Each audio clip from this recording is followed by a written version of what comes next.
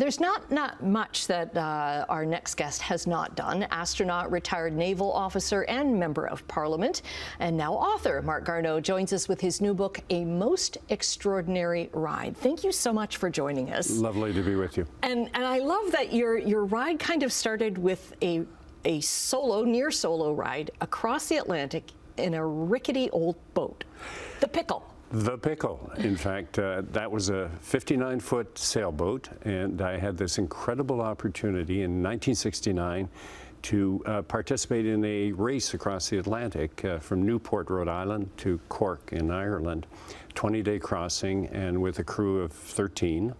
And basically to experience what it must have been like to sail in boats in previous centuries and to navigate by the stars and to deal with the different weather conditions and to work as a crew. And I think that it was one of those experiences that allowed me to feel that I could work with a team and we could get through the good moments, but also the difficult moments. Yeah. Very memorable. Work in isolation, that was in your Navy career. That was in my Navy career. Very early Navy career. Indeed. And then I love how you became an astronaut. You read a wanted ad in the newspaper.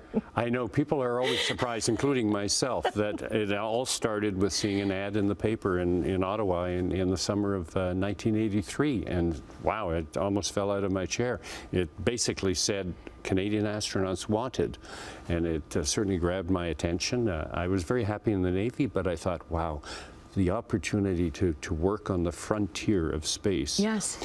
I didn't personally think I'd have much chance of winning. Because you were one of the original 6 there, the High Hopes, the original astronauts, yeah. Exactly, but I said to myself, if I don't apply, I'll never know, and I'll probably kick myself. So I threw my name into the ring, and 6 months later, as you say, I became one of the 6. Yeah. The first Canadian in space.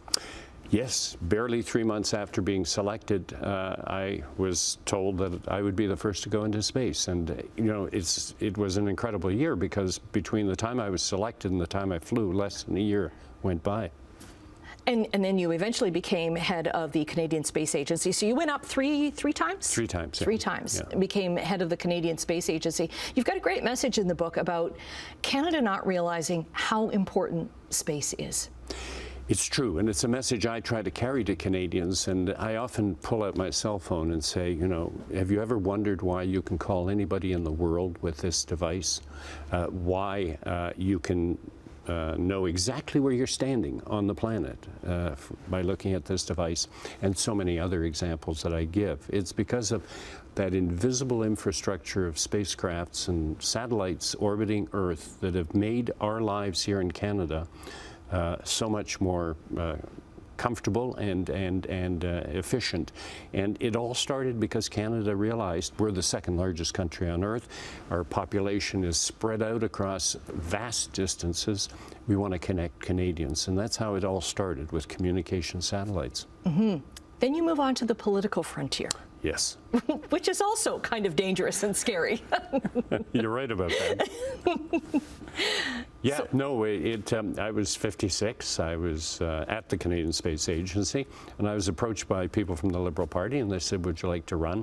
I'd always followed politics. I was interested as a Canadian, and I thought, I had been working for a minister for several years, and I realized that although I made recommendations to the minister about where the Canadian space program should go, it's the ministers who make the decisions. And I thought it would be nice to have a chance to do that. Yeah. I forgot that you'd actually run for the Liberal leadership against Justin Trudeau. I did indeed. In 2013, some people approached me and said, you should run for the leadership. And I thought, well, I'll give it a go. And it didn't work out.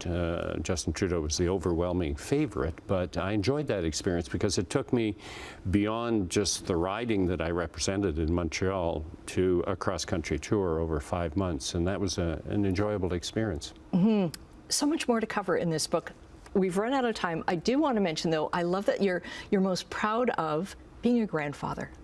Indeed. It's such a human story. Thank you very much. I'm glad you picked that up because I think in the end what matters in life is family. Yeah, it's a great book. An Extraordinary Ride by Marc Garneau. It's available now. Thanks so much for joining us. My pleasure.